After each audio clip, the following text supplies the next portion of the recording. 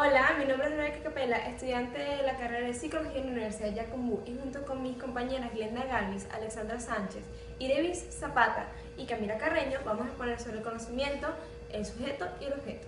El conocimiento es el acto del efecto de conocer. Es básicamente la adquisición de información basada en hechos mediante el uso de la razón o la experimentación. Si un conocimiento es a priori, se dice que es obtenido sin la necesidad de una experiencia. Si es a posteriori, es obtenido después de una experiencia. Se clasifica de diferentes maneras. Está el conocimiento mutuo, que es dado entre dos o más personas. Está el conocimiento teológico, que es el relativo a la fe, a la creencia de Dios o dioses. Está también el conocimiento artístico, que es aquel que es relativo a lo subjetivo y a las cosas abstractas. También está el cultural, que es el delimitado por unos límites geográficos en el que una sociedad tiene ya sus costumbres, sus símbolos y sus ideologías. Y también está el conocimiento intelectual, que es el dado por el razonamiento, es decir, por nuestro dote del ser humano. Luego tenemos también la ciencia. La ciencia ya es un conjunto de conocimientos, pero ya organizados de una manera más sistemática. Utiliza el método científico, es una disciplina que utiliza el método científico para obtener leyes, principios o teorías para comprender y también predecir ciertos fenómenos. La ciencia se clasifica, están las fácticas y están las formales. Las fácticas son aquellas que se utiliza la lógica y la experimentación para obtener cierta representación mental o artificial de hechos o de una naturaleza, de ciertos fenómenos. Entre las fáticas están las naturales, como la biología, la química, y están también las sociales, como la sociología y la psicología. Luego están las formales, las ciencias formales, que son aquellas que se utiliza ya la racionalización y la coherencia para comprender no el mundo físico natural, sino ya las cuestiones abstractas, las cuestiones ya de formas, como está la matemática y está también la computación y la estadística. Luego tenemos también el concepto de investigación. La investigación ya es un proceso en donde se utiliza la lógica y o la experimentación para para indagar sobre el conocimiento, para indagar sobre información. Es una búsqueda del conocimiento, en donde el objetivo es ya ampliar o generar un conocimiento o la información ya dada de sobre un tema o un fenómeno. La investigación puede ser según el tipo de objeto en que se investigue, sea descriptivo o explicativo, es decir, donde se describa los fenómenos, en el caso del descriptivo, o donde se explique las causas y las consecuencias de este fenómeno, en el caso del explicativo, según los datos que se recolecten. Están los cuantitativos, en el que se utiliza ya el análisis y el estudio de estos objetos y las cantidades las relaciones que tienen, y también están los cualitativos, en el que se estudian ya las cualidades. Luego, para concluir todo esto, está el mito de la caverna. El mito de la caverna es una alegoría de Platón sobre sus teorías de los mundos. Es básicamente una manera de representar el mundo ficticio y el mundo real en el que Platón basaba que el hombre se movía. El mito de la caverna, resumidamente, va de la siguiente manera. Se trata de unos prisioneros que están desde el nacimiento encadenados en una caverna, sin posibilidad de moverse, sencillamente mirando a un muro plano.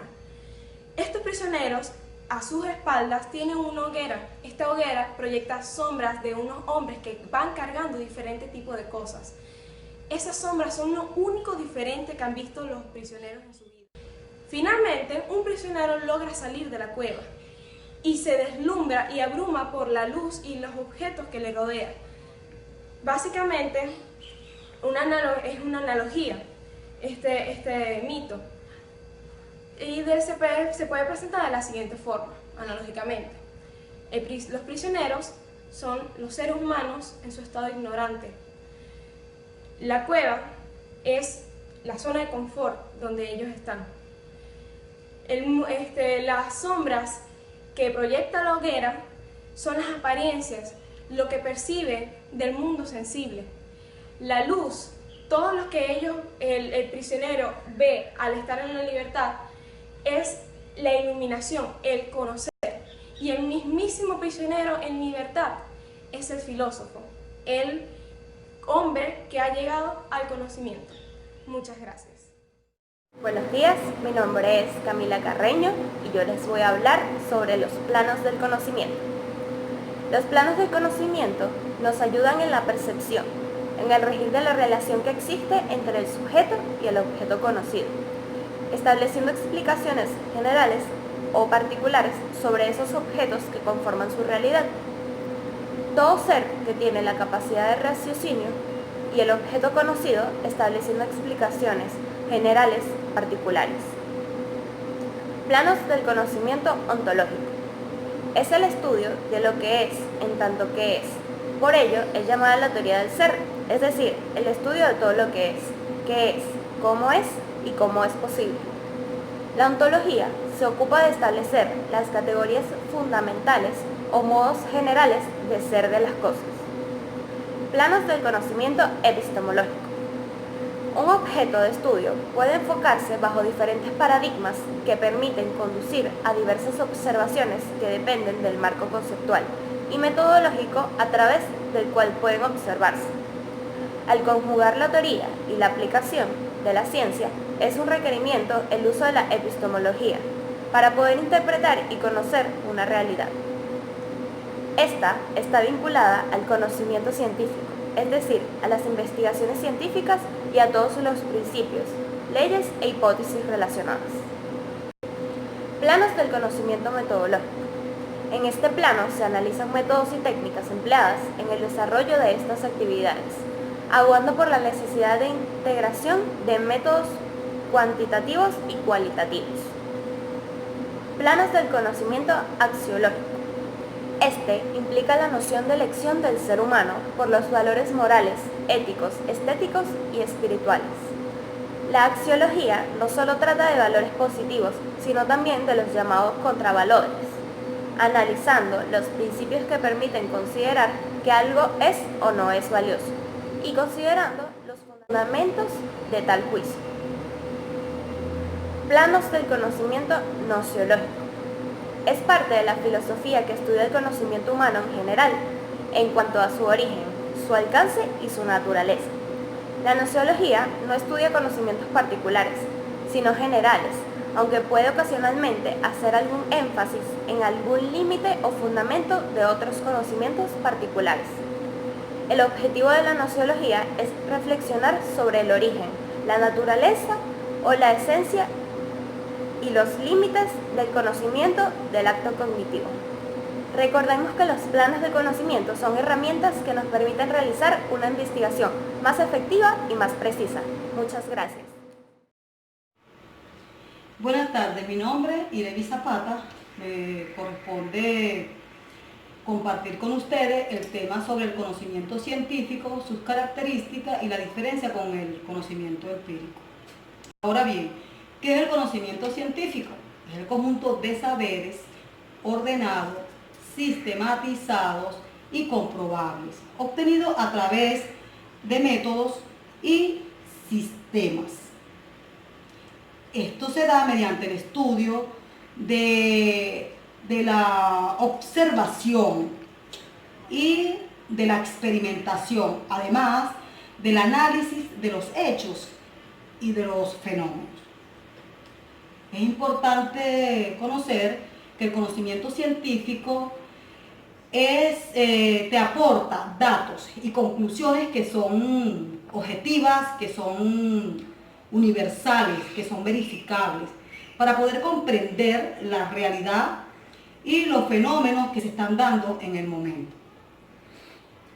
También conocemos que el conocimiento científico está basado o está fundamentado en el método científico, como ya saben, que se da de manera estructurada.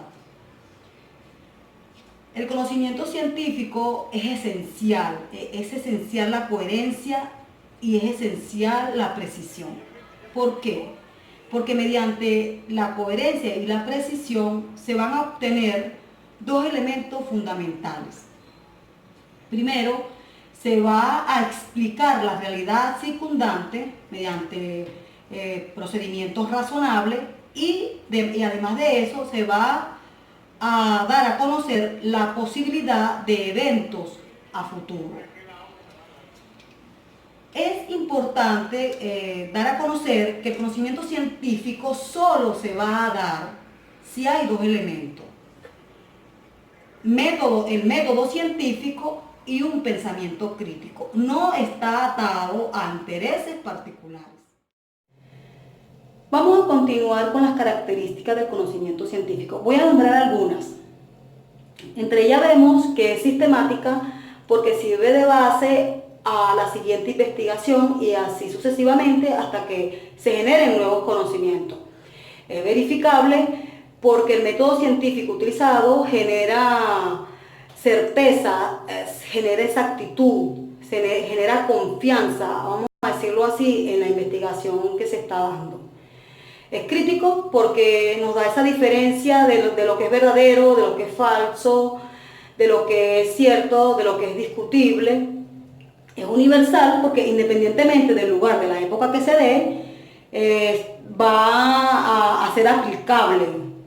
Es provisional porque los hallazgos encontrados hoy pueden ser refutables mañana con una nueva teoría más precisa. Es comunicable porque se da un lenguaje científico en este proceso, es racional porque se fundamenta en la razón y en la inteligencia humana. Hay otras características que es unificado, es metódico, es fundamentado. Bueno, vamos a ver ahora tres características del conocimiento científico y el conocimiento empírico. El conocimiento científico, como sabemos, se necesita una preparación previa para el conocimiento científico. Sin embargo, para el conocimiento empírico no. El conocimiento empírico es el día a día, es la experiencia de la persona del día a día, está inmersa en ese conocimiento. La otra diferencia es en cuanto al método a utilizar, no en cuanto al estudio a utilizar, no en cuanto a que si es verdadero o falso, no, es en cuanto al método a utilizar.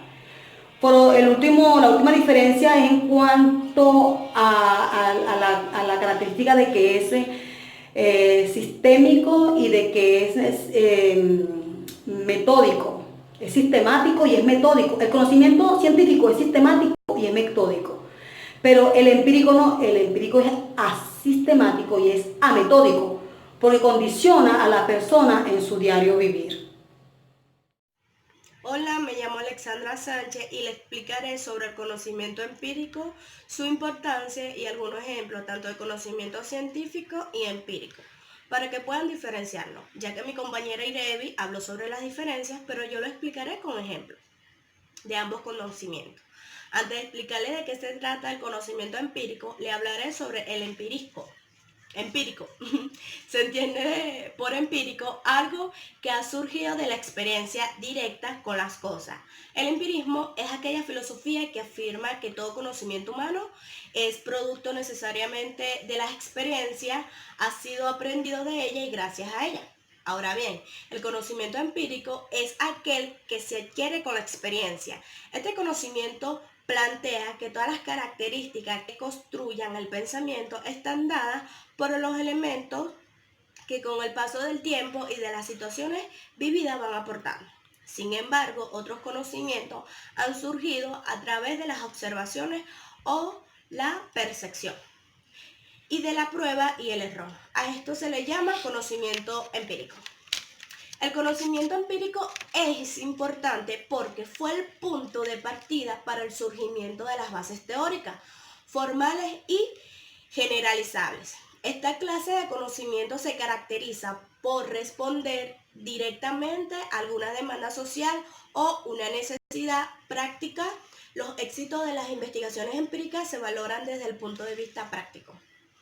Es mediante el conocimiento empírico que el hombre común conoce los hechos y el orden aparente.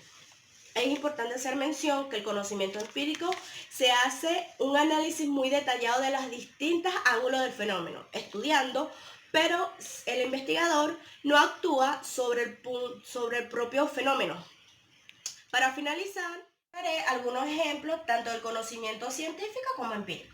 Un ejemplo del conocimiento científico sería que los ejercicios aeróbicos y cardiovasculares, es decir, de moderada intensidad y larga duración, consumen suficientes calorías como para reducir la grasa corporal de forma integral y no de manera localizada.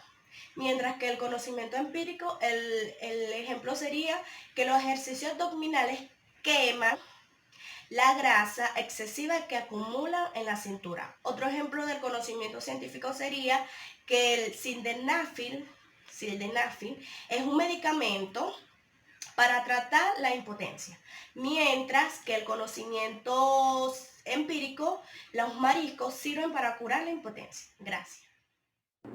Glenda Galvis, el sujeto. Este punto lo vamos a analizar desde tres aspectos: noción del sujeto, sujeto y objeto, el objeto frente al sujeto. Tenemos que todas las lenguas en la primera persona del singular definen a este individuo como el sujeto. Más es Descartes que nos deja un pensamiento que dice: si dudo, no puedo dudar que dudo. Por tanto, pienso, es decir, yo es quien piensa. En este nivel aparece la primera definición de lo que conocemos como sujeto. Pero ¿dónde se encuentra? ¿Qué es? ¿En qué se basa? ¿Es una realidad? ¿Es una realidad suprema? Acá tenemos otro ejemplo. Cuando el Eterno se le aparece a Moisés y Moisés le pregunta: ¿quién eres?, él responde: soy el que soy. Aquí Dios se presenta como una subjetividad absoluta. Este concepto en un principio de manera paradójica es mucho más lógico que afectivo, es una estructura organizadora y esto nos obliga a nociones antagónicas de exclusión e inclusión.